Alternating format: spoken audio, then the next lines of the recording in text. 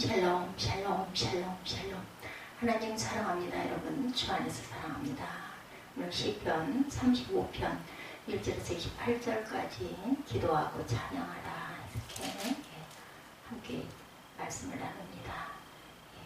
28절까지 나와있죠. 다윗의 시. 야훼여 나와 다투는 자와 다투시고 나와 싸우는 자와 싸우소서. 하나님께 대신 싸워주시라고 이렇게 도움을 요청하죠. 방패와 손방패를 잡으시고 일어나 나를 도우소서. 창을 빼사 나를 쫓는 자의 길을 막으시고 또 내 영혼에게 나는 내 구원이라 이르소서. 내 생명을 찾는 자들이 부끄러워 수치를 당하게 하시며 나를 상의하는 자들이 물러가 낭패를 당하게 하소서. 그들을 바람 앞에 겨워갖게 하시고 야훼 천사가 그들을 몰아내게 하소서. 그들의 길을 어둡고 미끄럽게 하셔서 야훼 천사가 그들을 뒤쫓게 하소서. 그들이 까닭없이 나를 잡으려고 그들의 그물을 웅덩이에 숨기며 까닭없이 내 생명을 해하려고 함정을 파싸우니 멸망의 순식간에 그에게 닥치게 하시며 그가 숨긴 그물에 자기가 잡히게 하시며 멸망 중에 떨어지게 하소서. 내 영혼이 야훼를 즐거워하며 그의 구원을 기뻐하리로다. 내 모든 뼈가 이르기를 야훼와 같은 이가 누구냐. 그는 가난한 자를 그보다 강한 자에게 건지시고 가난하고 공핍한 자를 노력한 자에게서 건지시는 일을 하리로다. 10절까지 제가 다시 한번 읽어봤습니다. 말씀은 특히나 시편은 읽다 보면 멈추기가 힘들 정도로 은혜가 충만하죠. 주님 나와 다투는 자와 다투시고 나와 싸우는 자와 싸워주십시오 이렇게 기도하죠. 큰 방패와 작은 방패를 잡으시고 일어나 나를 도와주소서. 거짓 증인들이 일어나서 나를 알지도 못하는 일을 캐묻는구나. 그들이 나에게 선을 악으로 갚다니. 11절에 또 이렇게 고백하고 있죠. 내 영혼을 이토록 외롭게 하다니. 그들이 병들었을 때 나는 굵은 베옷을 걸치고 나를 낮추어 금식하며 기도했구만. 이 기도가 응답되지 않았다면 더 좋았을 텐데 친구나 친척에게 대신 나는 그들의 아픔을 함께 아파하고 모친상을 당한 사람처럼 상복을 입고 몸을 굽혀 애도하였다. 풀어서 이렇게 말씀하고 있죠. 28절까지. 17절에 보면 그러나 내가 받은 무죄 판결을 기뻐하는 자들은 즐거이 노래하며 기뻐합니다. 그들은 쉬지 않고 주님은 위대하시다. 그를 섬기는 사람에게 기꺼이 평화를 주시는 분이다 말할 것이다. 내 혀로 주님의 의를 선포하겠습니다. 온종일 주님을 찬양하겠습니다. 역시 35편도 마지막 온종일 주님을 찬양하겠습니다. 이렇게 끝을 맺죠. 나의 혀가 주의를 말하며 종일토록 주를 찬송하리다. 이렇게 끝이 납니다. 히브리서 12장 14절에 모든 사람과 더불어 화평함과 거룩함을 따르라. 이것이 없이는 아무도 주를 보지 못하리라. 하나님 앞에 설 때 모든 사람들과 화평함을 이룬 사람이라는 인정받는 것은 너무나 중요하다는 것 잊지 마십시다.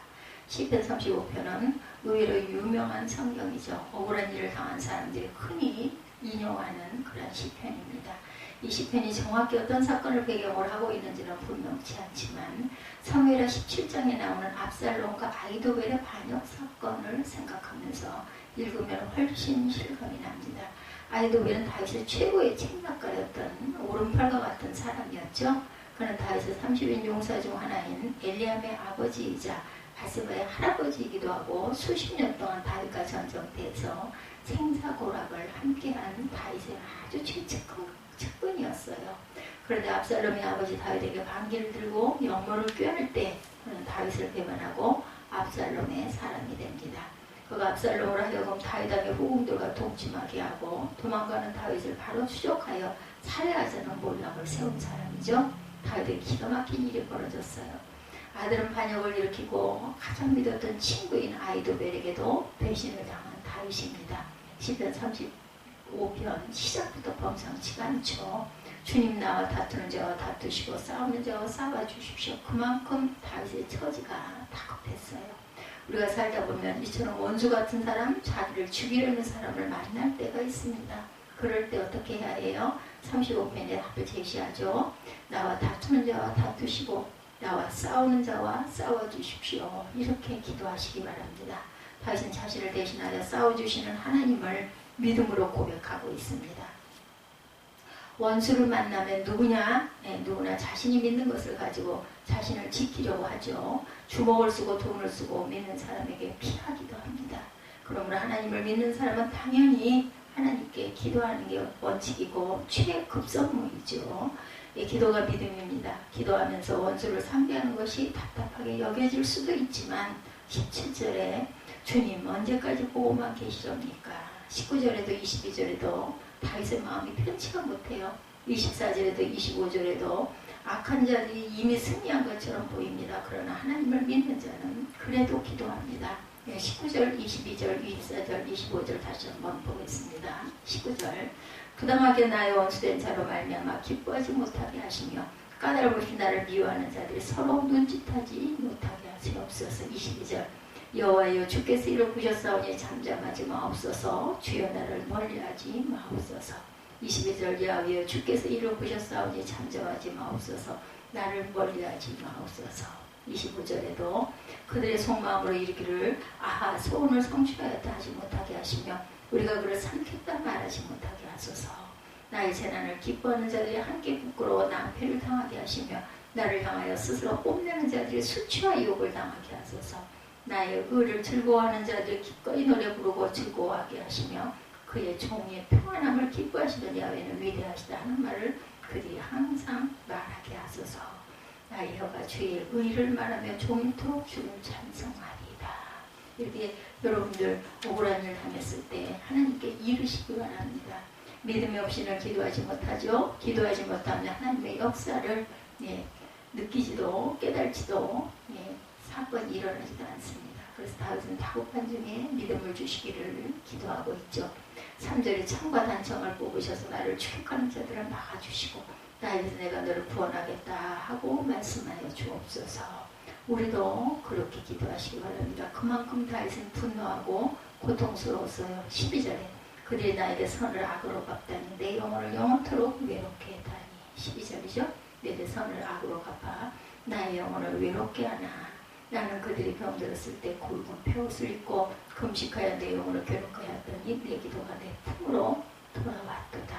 내가 이렇게 기도했더니 그 기도가 나에게 돌아왔다는 거죠.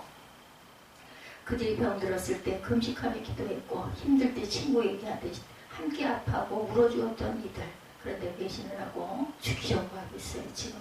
그러나 주목할 것은 다윗이 이렇게 원수를 갚아달라고 기도는 했지만 직접 복수하거나 싸우지 않고 하나님께 맡겼다는 것입니다. 다윗은 압살롬과 아히도벨과 전쟁하지 않았어요. 그는 아들과 싸우느니 피하는 길을 택하죠. 궁에서 도망가죠. 그것은 위험한 행동이기도 했지만 그는 살고 죽는 것을 하나님께 맡기고 하나님이 기뻐하실 길로 갑니다. 맡기는 믿음은 정말 대단한 믿음이죠. 우리가 맡겨야 할 만한 하나님께서 역사하실 수 있다는 것. 우리가 맡겨야만 하나님께서 역사하실 수 있다는 거죠.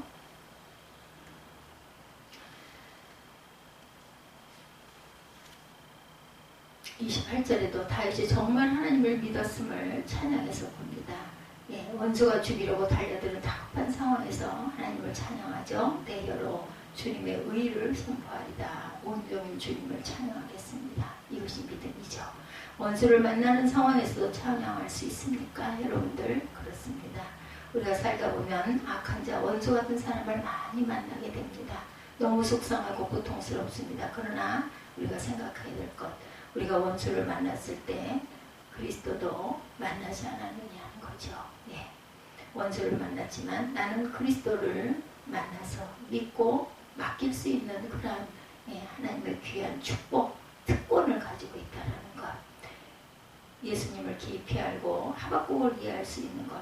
하박국 3장 17절에서 19절이죠. 비록 무화과 나무가 무성하지 못하며 포도나무가 열매가 없으며 감람나무에 소출이 없으며 밭에 먹을 것이 없으며 우리의 양이 없으며 외양간에 소가 없을지라도 나는 야훼로 말미암아 즐거워하며 나의 구원의 하나님으로 말미암아 기뻐하리로다. 아멘. 주 야훼는 나의 힘이시라 나의 발을 사슴과 같게 하사 나를 나의 높은 곳으로 다니게 하시리로다. 아멘. 아무것이 없어도 아무것도 없어도 기쁜 거에 찬양할 수 있는 것 예수님이 계시기 때문에 아멘. 스데반은 사방의 원수들이 돌돌리는 가운데서도 그들을 위하여 기도하죠. 이것이 우리가 예수를 바라본 하나님의 믿음 안에 기쁨 안에 든 자들의 특권이고 또한 특별한 증거이기도 하다라는 것. 예수님의 함께하심을 알면 원수를 만난 상황에서도 찬양할 수 있죠. 그것은 믿음의 근본으로 상황에 반응하는 것이 아니라 주님께 반응하는 것이 중요합니다. 다윗이 원수를 만난 상황에서도 찬양할 수 있었던 것은 하나님을 분명히 알았기 때문이라는 것. 10절이죠. 주님과 같은 분 누굽니까? 고백합니다.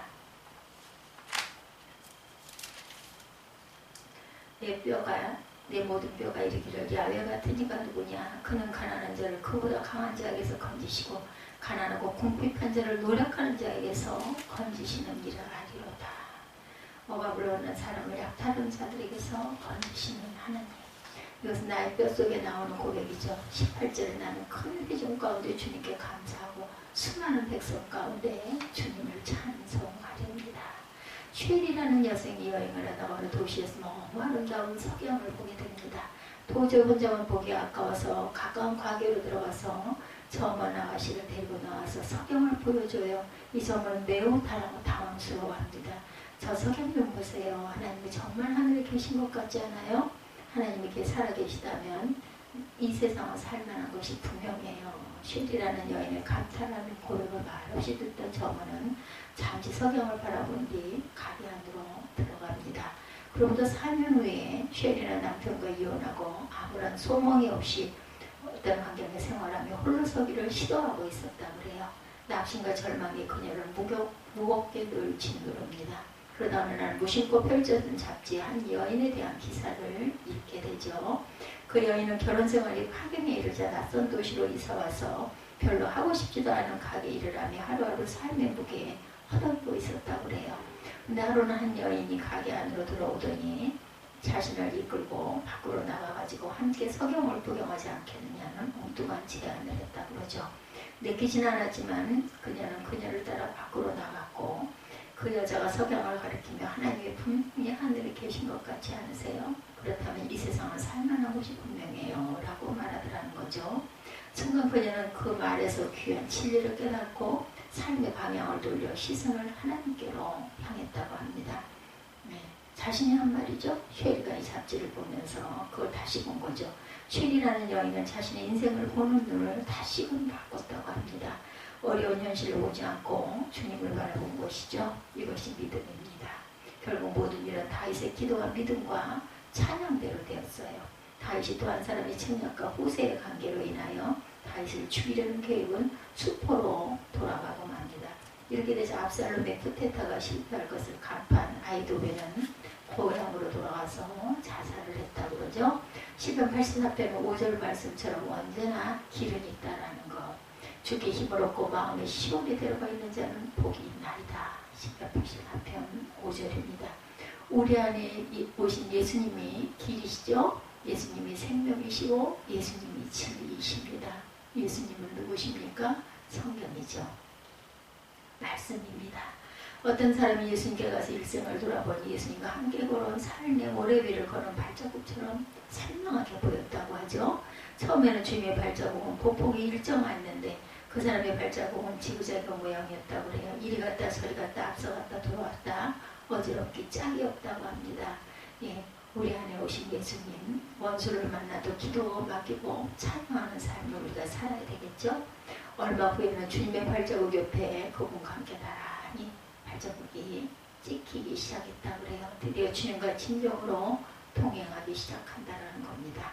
그런데 얼마 안 가 흥미로운 일이 일어납니다. 예수님 옆에 서서 나란히 가던 그 사람의 발자국이 없어지고 예수님 발자국밖에 없다라는 거예요. 우리가 알다시피 예수께서 그를 업고 가시는 거죠. 인생에 가장 힘들고 위험할 때 나는 죽고 예수로 살죠. 예수님과 온전하게 하나 된 것, 이렇게 예수님과 하나 된 기쁨을 만끽하고 있는데 갑자기 그 사람의 발자국이 어지럽게 변하기 시작합니다. 상태가 처음보다 훨씬 더 엉망진창이 됩니다. 너무나 어지럽게 흐트러져 보기가 민망할 정도였다고 그래요.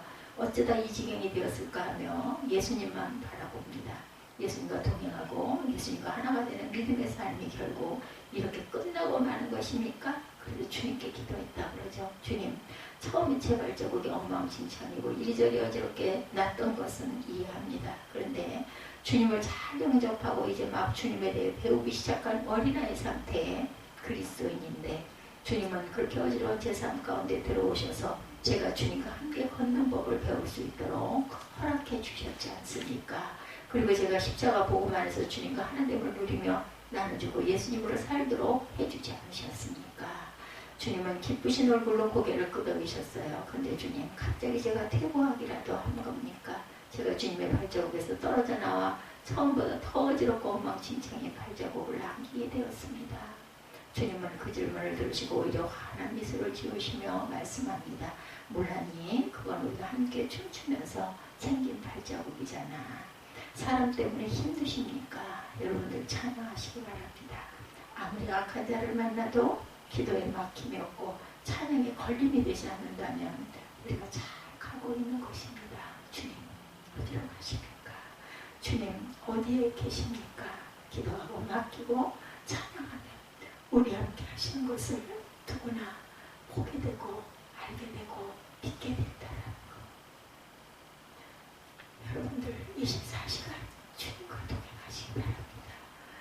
나와 함께 하시는 하나님, 또한 내가 함께하는 우리 주님을 높이고 찬양하고 살아있는 믿음으로 살아내시는 저와 여러분이 되시기를